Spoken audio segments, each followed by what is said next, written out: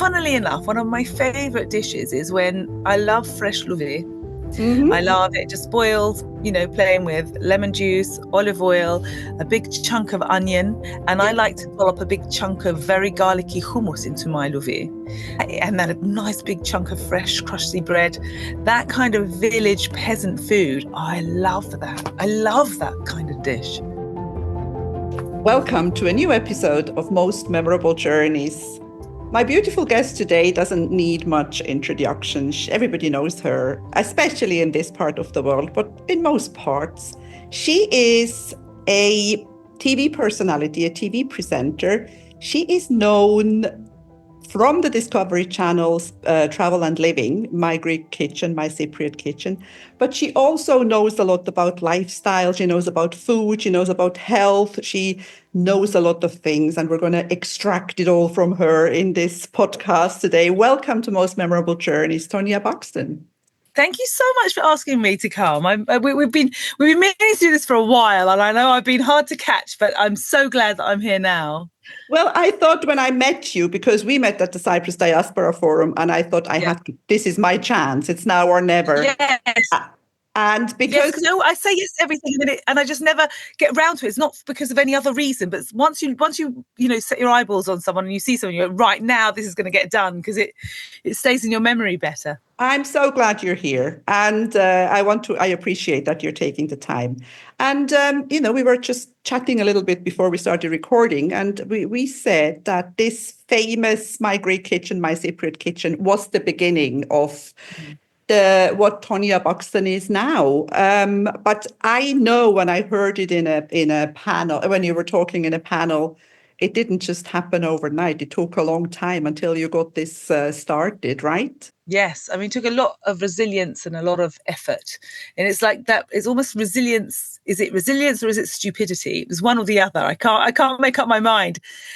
Because what I was trying to do was impossible. It really was impossible. And once you work in the industry, you realize how impossible it is. But because I hadn't worked in the industry, I had a blissful ignorance. And so I had this idea for a show. I'd already been on a couple of other shows that I hadn't written or produced, but I was a guest on. And so I knew what I wanted to do. And I was lucky enough, because of the fact that I've been on these other shows, I managed to get appointments at production companies, so they'd at least hear me out. But I went to almost 200 production companies, and most of them wanted the idea or didn't want me or didn't get it. And but I was just I was just very firm in the belief that it would do well, and just kept going and meeting people, kept going and trying to get this show off the ground till finally I found someone. But now I don't know if I'd have that resilience. I mean, if 2 or 3 production companies turn me down, I think, probably nobody wants it, so I won't bother now. It's funny, isn't it, that because I didn't know, it was blissful ignorance that let me continue, and thank goodness for that, because it wouldn't have happened otherwise. Yeah, I think this is very true. I think to be a little naive in this way helps. Yeah, because sometimes definitely. when you know too much, you're too afraid. It's the same like asking people things, like me sometimes asking people to be my podcast guest or something like that. And if it's the right moment and I feel, it's okay. Because when you think too much and you think, oh, what are they going to think? Then you don't do it. So you actually, this innocence that you had at the time helped. Yeah, definitely. Innocence or ignorance or stupidity or whatever it was, but it worked, But and what you did was very beautiful. And I was going to do it to prepare, but I'm going to do it after the recording. I want to go back and see a couple of those episodes. Because I remember my kids I used to watch you, but on a Sunday morning, they were allowed to watch TV. And that was it. Tonia Buxton was cooking somewhere in a village. I love that so much. And I think it's because I included my family. I think that's why it was such a hit on Discovery, in particular Discovery Asia. Like the amount, I mean, I still have emails from fans in India because they just love the show so much. And quite high profile Indian royal family came to Cyprus after watching the show. I mean, it was really cool. And I'm very, very proud of that. I must admit, though, just to bring a downer to our conversation, is I'm devastated by the fact that I've got this wonderful ITV commission. It's a sponsored show, which would bring me back to Cyprus Cyprus. But it's a sponsored show, and their tourist office that sponsors it. So the production company I'm working with has just made one for Hong Kong, all about Hong Kong, and the Hong Kong tourist office paid for it. They've made one for Malta, and the Maltese tourist office paid for it. And I've come to Cyprus with this amazing opportunity. It's an ITV show. I mean, it's mind-blowing that it will play on ITV in the UK and then it gets sold globally. I mean, my last series was on in 35 different countries. And the wonderful thing now that people do with shows is that they take the shows and they make social media with them. Exactly. So this could be made into thousands of TikToks, thousands of Instagrams, thousands of Reels.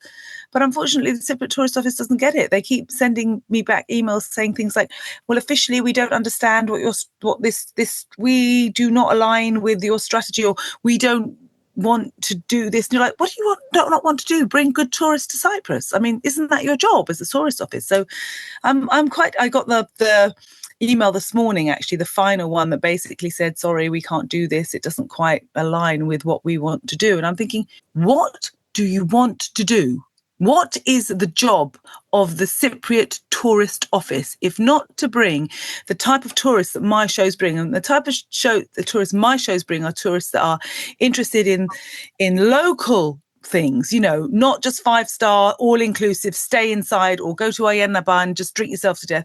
They're interested in history and culture and helping the local economy. But that's not something the Cypriot Tourist Office is interested. So it's mind-blowing for me. I still have a hope that someone with some sense in that tourist office is going to have another look at this proposal and come back to me. Well, I cannot believe that. I mean, when you're saying what does it not align with? Because as exactly the one thing you said, all-inclusive hotels, that's the death of everything around them, they kill the local community.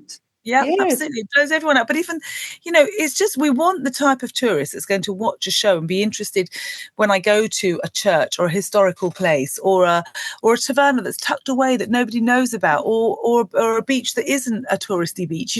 They're interested in the off the beaten track and something different to go and visit it. And we now know from the demographics that you see, this is the type of shows that bring people because they'll think, oh, I love it. I'm going to go there. I'm going to go and have a look there. I'm going to travel, walk in those footsteps. And yet, I don't know. It's not what they're interested in. I don't know what they're interested in. I don't know what the Cypriot Tourist Office job is. It's if crazy. Not to bring good tourists. They've been talking about winter tourism I've been here. I came here the first time in 1982. That's 43 years. I've been listening to this for 43 years that they want to develop winter tourism. But when you go, I hike a lot and I go to villages a lot. I'm out and about a lot. If you go to a village during the week, you go to a big village. I'm not talking about the tiny one. You can't find a taverna to have a meal. Yeah. Yeah. So, if somebody actually came in the winter and they did explore, because that's what you do, you rent a car, you go about, you go and see a church, maybe you go on a little hike, you can't even find a coffee. Yeah, it's insane. It's just badly managed. And it's such a shame because we have so much to offer. I think Cyprus is such a beautiful country, has so much to offer. But unfortunately, the people that are putting on strings are not helping that happen, for not facilitating in the way that they should. And what can you do? Well, maybe somebody from the tourist, because I have people all over the world listening to this. Maybe what about the private investor?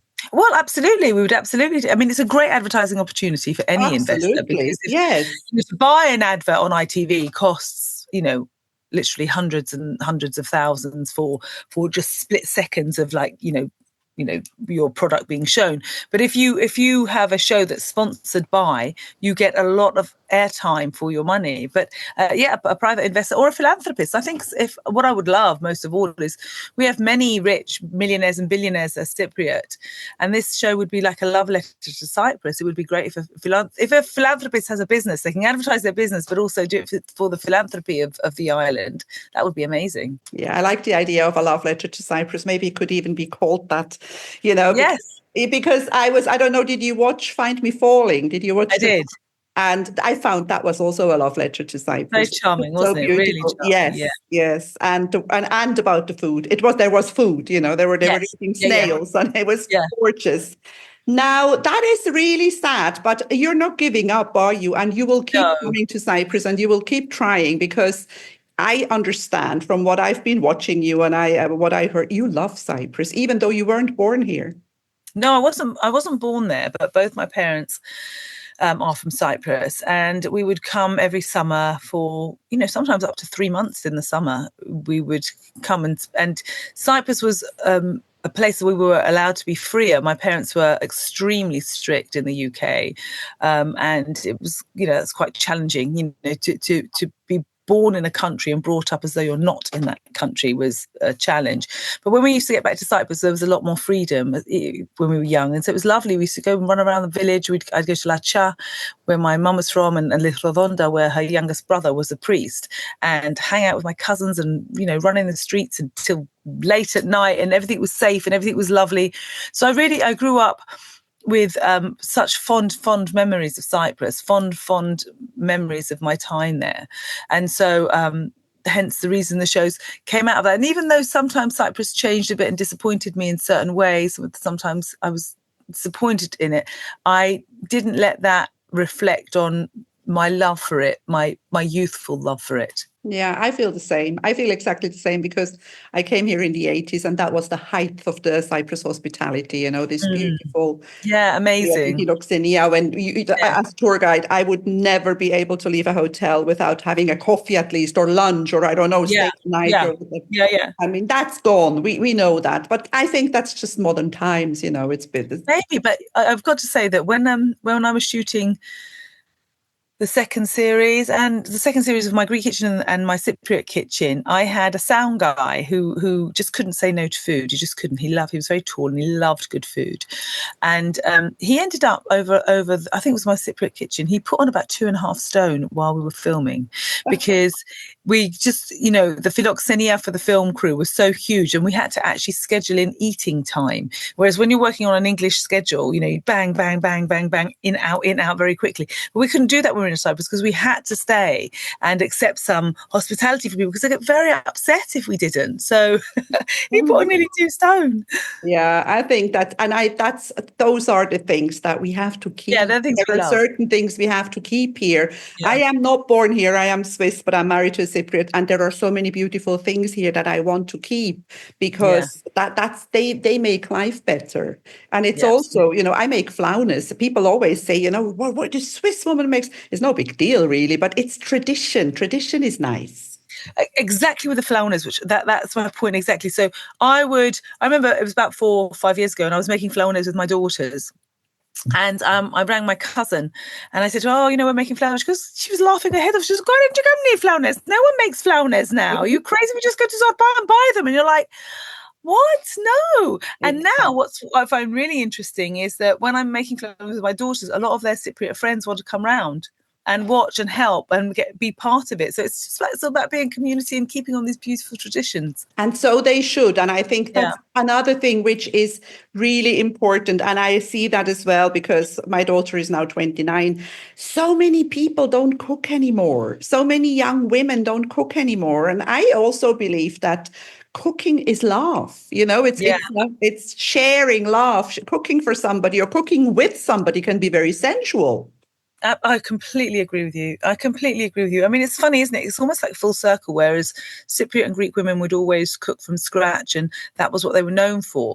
And now a lot of English women are cooking more because of the new, the wave of gastronomy and interest in food shows and all of this stuff. There's a lot of my English girlfriends who never cooked before are cooking now, but a lot of my Cypriot girlfriends are like, oh no, I don't do that anymore. It's like they're too good for it or something. But what you don't really understand, that unless you cook from scratch, unless you cook for yourself, you're never going to eat good food.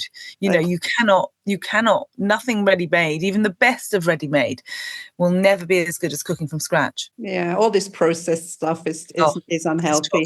What is your favorite dish? Do you have what is your favorite Greek or Cypriot food? That is like asking me to choose between my children.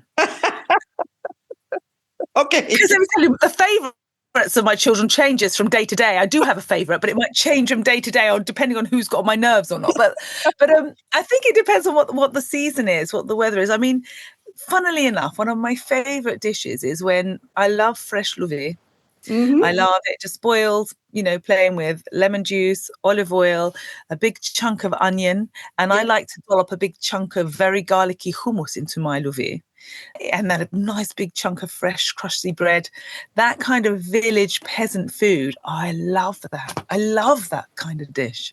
And that is a healthy dish, and it's Yes, very it's healthy. filling, and and it's actually so easy to make. But Oh, there's no recipe, is there? There's no recipe no, really of no, making amazing. I pasta. love louvi. I actually haven't made it for a while. I have to make louvi now, tomorrow or after tomorrow. Yeah, but it's doing the fresh stuff. I like I'm not as keen on the, soaking and the dried beans. But it's in Yeah, Cyprus, you can get the fresh ones where you can, peel and peel and peel and peel and do yes, that. But yes, they're the ones that's the one I really like. But, there's so many dishes that we do that I yeah, absolutely yeah. love. I mean, I love, I don't know, a good macaroni to forno pastizio, made well. There's nothing, that's the most comforting of comfort food, Yes, isn't it? yes, So that I can't. There's too many to name. yes. Good afelia. Oh, Oh, yes, yes, really kind of coriandery, punchy, yes, winey yes. afelia. They're just such delicious. They're gastronomic dishes. They are. They are. And for those people who don't understand what we're talking about, louvi are black-eyed beans. And otherwise, you just have to go and look at the Greek or Cypriot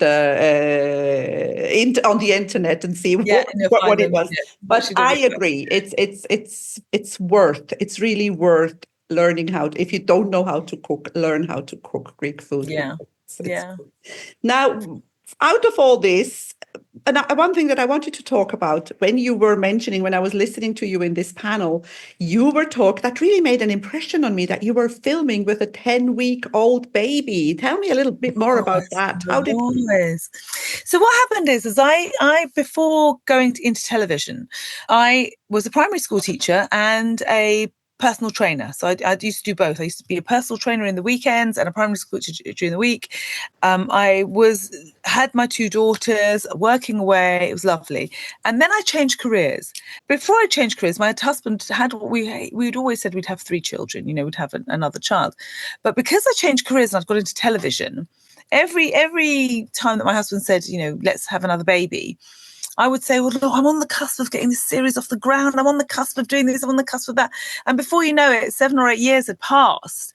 And so Paul had put his foot down and he goes, look, I've had enough now. We've always said that we're going to have another baby. And, you keep waiting for this TV series. It's, it might not happen. So we just have to get on with living. So, of course, I fell pregnant, and literally about 8 weeks after I fell pregnant, I got the call from Discovery to say they're commissioning the show. So it was like, are you joking? So we just had to, and there was no time because we had to film in a certain season. So Zeph was born on the 14th of May. 10 weeks later, I was filming in Cyprus, and we had to get that initial season to film, and then you couldn't really film in August, and then we came back in September, October and November to do the first series. So there was no choice in the matter. But when I look back at it, I think, how did I do that?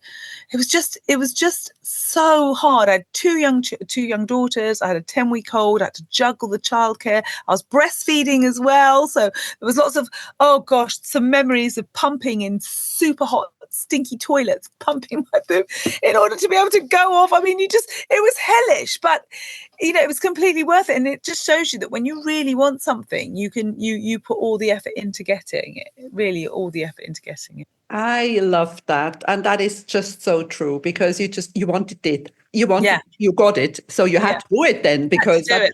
yes. That's the thing with, you couldn't say, oh, can I just go on maternity leave? I'll do it next year, because you might not have they would have said no. They would have said we can't absolutely, probably, or whatever. They You wanted couldn't it risk then. that. Amazing. Now, changing the subject, and I was telling you before, I was looking at you. I was sitting behind you in one of those conference rooms, and I was looking at your skin, and you look amazing. And I want to know what do you do? What is it? What's the secret? I see you in an ice bath. I mean, that's one thing. I see you you exercise. I know that you eat good food. There must be something else, because I do all that and I don't look like you. You do. You look fabulous, Elizabeth. I have had a consistency for a long time. I think it's a consistency for a long time. I think anybody can make a change, even if, you know, like I'm nearly 60, I'm 57 years old. But I think even if you're 60 or 70 and you want to make a change, you can do it now, but be consistent with it. You know, just say, right now, this is what I'm going to do. And, you know, the most anti-aging things that you can do for yourself, the number one is your mindset. People always think I'm going to say exercise, but it isn't. It's your mindset. I've a young mindset. I am not, you know, I haven't grown up yet. I keep waiting to grow up and be sensible, and have no intention of It's a doing it. trap. Don't grow up. Yeah, I don't. So no, yeah. So, you know, it's your mindset. I think I make sure I try and think young. I make sure that my subconscious thinks I'm young. I tell my subconscious I'm young, and then it believes it. I don't make old lady noises. You start getting to the habit when you sit down and go, oof, you know, because, you know, as you get older, there's pains. I don't do any of that. I stopped myself from doing that.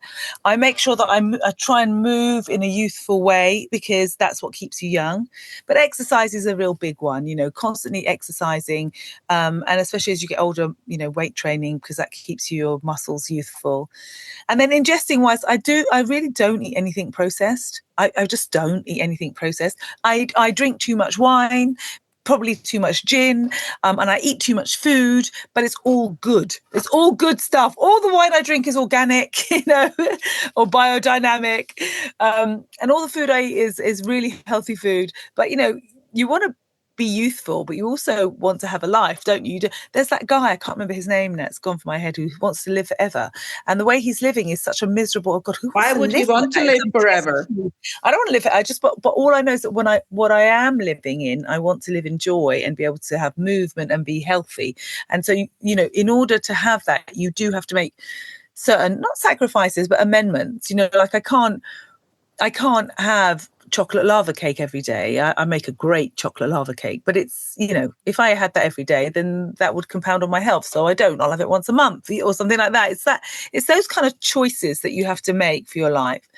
And there are certain things that are incredibly anti-aging. And one of them was what I was telling you about. It's the organic, early harvest, extra virgin, high phenolic olive oil.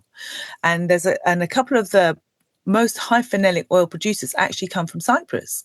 One is Agorofilippou, which their oil is incredible. Atsas do it as well. I think there's a couple of other Cypriot producers, and there's some Greek producers and some producers that come from Croatia as well. And it's what they do is they pick the olives very early, almost in August. It's cold pressed, and the olive oil is literally gently taken out of the olive. It's a low yield, so it's quite expensive, because imagine if you're picking an olive that's green and you're picking an olive that's black and plump, you're going to get a lot more olive oil out of the plump one, but it won't have as many phenols and olefin oils, and all these different kind of squalene, all these amazing anti-aging, anti-inflammatory nutrients in it. And I take it medicinally. So, you know, in the morning, I take a tablespoon on an empty stomach. And at night, I'll take a tablespoon before I go to bed. And I sometimes use it as night cream as well, as my night oil. And I always have SPF on me, because I started doing it not because I was so worried about aging, but after having my first daughter, my face started to pigment from pregnancy hormones. So I got into the habit of wearing SPF 50 on my face and my neck and my chest. And I think that habit, even though it was an accidental habit, it helped keep me looking youthful. So that's the kind of thing. And eat a good Cypriot diet, really. Wow, this was a package. And whoever is listening to us here, she's doing this for free, you know, normally. Do you know what's really funny is that now, you know, instead of being asked to cook and to talk about Greek food, I've literally just come back. I was at a festival called the Big Retreat Festival at the weekend, and they asked me to speak, and what they're asking me to speak about is pro-aging, anti-aging, life hacks, things that you can do to stop yourself from aging, you know, to slow down the aging. And, you know, part of that is getting into ice baths, having saunas, doing exercise, all these little things, these hints and tips. And so that's why I'm getting booked to do all these festivals now and give talks. And it's less about Cypriot and Greek food and, you know, Mediterranean living, and it's more about pro-aging. So it's fun. It's a change of career. I like it. It's because you're living it. It's because, I'm and trying. this is what I see so often because I'm in this business of, motivational speaking and life coaching and this kind of stuff. And I sometimes listen to people who I know and their things, the things that they talk about and the way they live, because I know how they live, they are not congruent. You have to walk your talk. And that's what you do, and that's why you're authentic.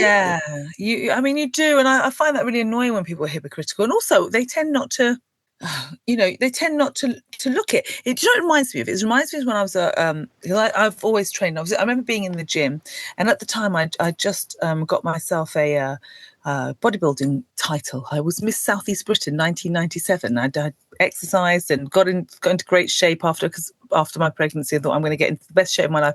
And I remember this guy coming up to me in the gym who was out of shape and telling me how to do some kind of exercise. And I remember looking at him and thinking, I don't want to be rude here, but there's no way I'm going to take any advice from you because you don't look. I mean, I will take nutrition advice and health advice from people who look the way I'd like to be.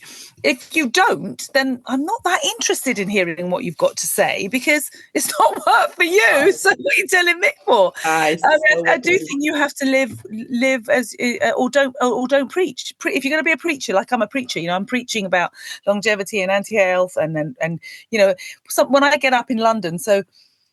Yesterday we woke up and the last thing in the world I wanted to do was an ice bath. It was grey outside, it was raining, but I had a sore hip because we all have something wrong with us as you get older. However well you live your life, there's all aches and pains. I had a really, really sore hip from an accident I did 20 years ago skiing, but now it's come back to haunt me. And there was no choice. I had to get up and I had to go into the ice bath. Did I want to do it? I did not want to do it. I just don't want to do it. A lot of the time I wake up in the morning and I don't want to go and train. I do not want to do it, but you have to do it if you want the benefits. People say it's all right for you. You love exercise. I do not. I am not my husband. My husband, Paul, loves exercise. It's his meditation. He exercises and he trains and he sets the world right while he's training. I mean, he looks unbelievable for his age, but he does actually love it. I don't love it. I love the results of it. And that's the difference. So I have to force myself to do it because if I want to be able to talk about it, I can't be a hypocrite. I've got to get on with it and do it myself. This is so true. And I feel exactly the same way because I do not enjoy exercise, but I exercise 3 times a week. I walk. Okay, I enjoy the hiking, but that's exactly because I like to eat. And that's why I do it. Yeah. Or not exercise. And I think a healthy amount of discipline can be trained. You can start even if you haven't done it. I think you said that before. It's never too late. I think people sometimes now I'm this and I'm that, and it's not too late. I've seen women turn around their bodies. There's this one particular woman who I met at one of these talks, and she was showing pictures of herself 10 years ago, and 10 years ago she was 45, and she was a blob out of shape. She looked old. Her skin was yellowish. She looked awful. And she decided, I don't know, she said most people they get to the big zeros and they decide to change their life. She got to 45 and thought, nope, I don't like this. I don't want to do it anymore.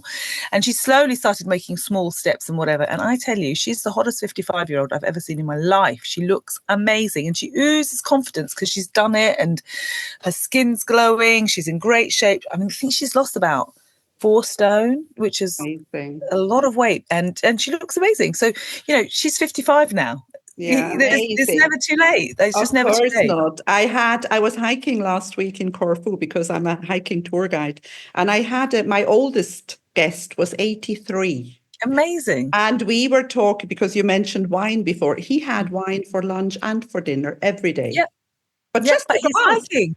But he's hiking and it's just a glass. That's the difference. Yeah, amazing. You don't have to have the whole bottle. You can if you want. But, it's not unhealthy. These are all sort of stupid theories. I don't know who comes up with that stuff, tell you that, that, like they say, you will live 3 years longer if you stop drinking. I don't want to live those 3 years longer. Yeah, I don't want to live them. Exactly. But it's rubbish. If you look at the people in the blue zones, a lot of the kind of people that have had longevity, but it's not just longevity, it's longevity with quality of life. life and happiness, most of them Absolutely. drink. Some of them smoke. I mean, it's unbelievable in the sense that, but the rest of their lives is one of the main things for longevity is companionship.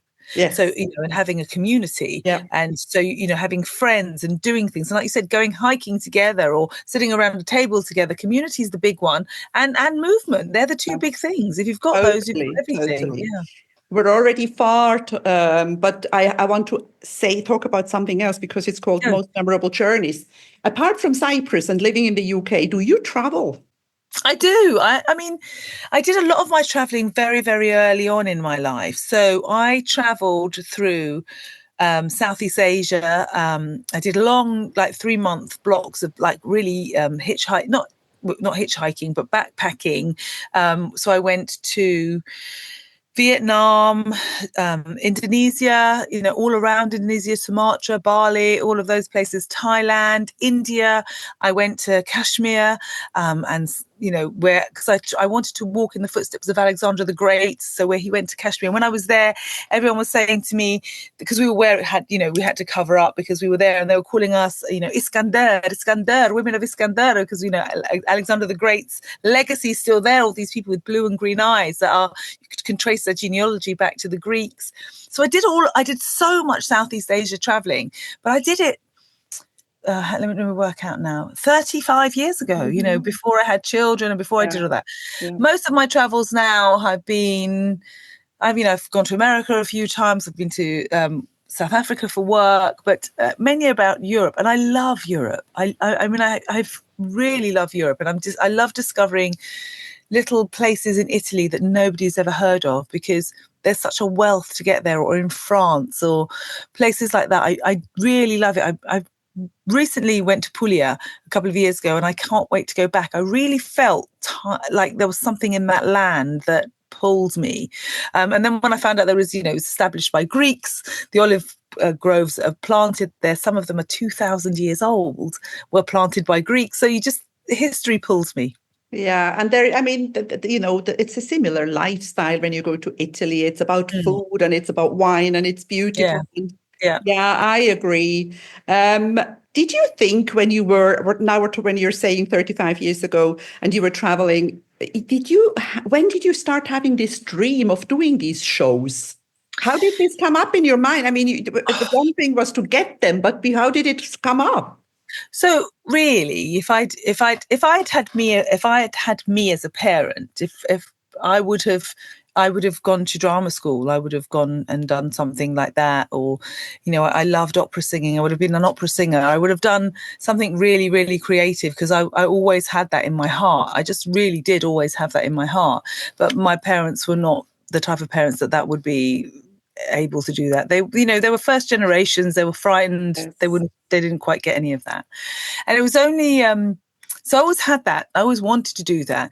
But it was only after I married my husband Paul, and my husband Paul could see it in me. And he used to say to me, "Come on, Tonia, you can do more than this. You can do this. Come on, you can do this. Why don't you try? Why don't you apply here? Why don't you do this?" Without his encouragement, I would have done absolutely nothing. He is the most incredible man, because he is half Cypriot, and most Cypriot men wouldn't be encouraging their wives to go off on on filming tours for weeks on end, and things like that. But he knew it was something that I wanted to do, and he didn't want me to ever have any regrets in my life. So it's really because of Paul. I would never have done any of it without him. Well, I really hope that Paul is going to listen to this, because this is the most beautiful way of saying thank you to Paul, because I so agree, because my husband is very supportive, and I was traveling when I was younger, I was working for the police and translating. If you have somebody who constantly tells you, don't go, and what am I going to do? And if you have somebody who supports you, that gives you all the upwind that you need. I think that's very beautiful. Thank you, Paul. Yes, thank you, Paul. But it does work both ways, because when you do have someone as supportive as that, you want to be the best version of yourself for them as well. Absolutely. If he'd been saying, "No, sit at home, don't go there," I don't know if we'd be married now, because I'd be unhappy. I You'd wouldn't be have fulfilled my frustrated. potential. Yeah. Yes. No, I think this, because now we've given all this good health advice, but I think this is a lot of relationship advice, supporting each Yes. other. being supportive of each other, really loving each other. I mean, Paul and I in July, would have been together for 34 years. Yeah. It's a long time to be with someone. So you've got to really like and love that person. And there have been times when I want to kill him. Of And there's been course. times that he wants to kill me. We're really terribly get on each other's nerves. But even in the bad times, we always look inwards to try and fix things. And I think that's got a lot to do with it. I think part of the reason that I'm so, without a shadow of doubt, let's be honest, the only reason I'm so youthful is because of Paul. Paul was the one that got me into exercise. Paul was the one that got me into eating well. It's really, a lot of it is down to him. And a lot of it is like he says, once he just decided that I was going to be his wife and we're going to marry, he had to keep me in tip-top shape, because who's going to look after him? I have to be well to look after him. Fantastic.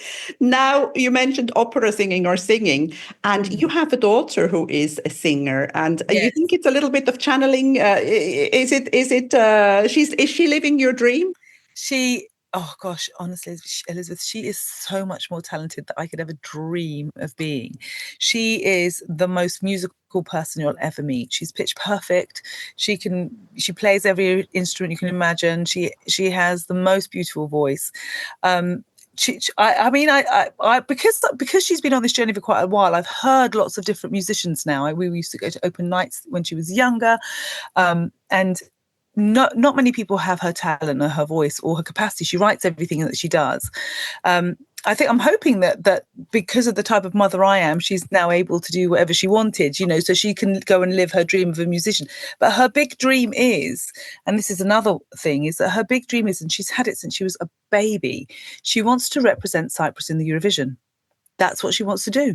And, she's been offered other things, but she doesn't want them. That's that her dream is. Since she saw Elena Paparizou win it for Greece that time, that was it. I think she must have been about 8 years old when that happened. That's what she wants to do. So that's the other thing that I'm trying to speak to the Cypriots. It's quite difficult to get into the room to speak to the right people, but she's written these amazing songs, and she wants to do an authentic Cypriot song. So it'll be in English, but it will have a chorus and verse sang in Cypriot, not in Greek, in Cypriot. So, and because all her music actually has Greek elements to it. She might be singing some big R&B song, London R&B song, but it's got bouzouki in it. All her music. So I hope your listeners will go and have a listen to her. She's Antigoni on Instagram and on Spotify, and her music's beautiful. It's absolutely beautiful, and I'd love to think that I helped encourage her to do that. Well, who knows? Maybe someone is listening, and that'll be great. Wouldn't that be lovely? She would be amazing. I will put your Instagram handle and your website in the show notes, but I will put her Instagram handle in. Thank you. That'd be great. Because it's my podcast, and I can put in there anything I want. I'm the boss, and I can do what I like. I love that. Tonia, I think we're done. We could talk forever. I really, really enjoyed this. I really appreciate your time, and I want to thank you for being on Most Memorable Journeys today. Tonia Buxton. Thank you so much for having me. It has been a joy. If you enjoy my podcast, please like, share, and subscribe to my channel. You will find all the information in the show notes.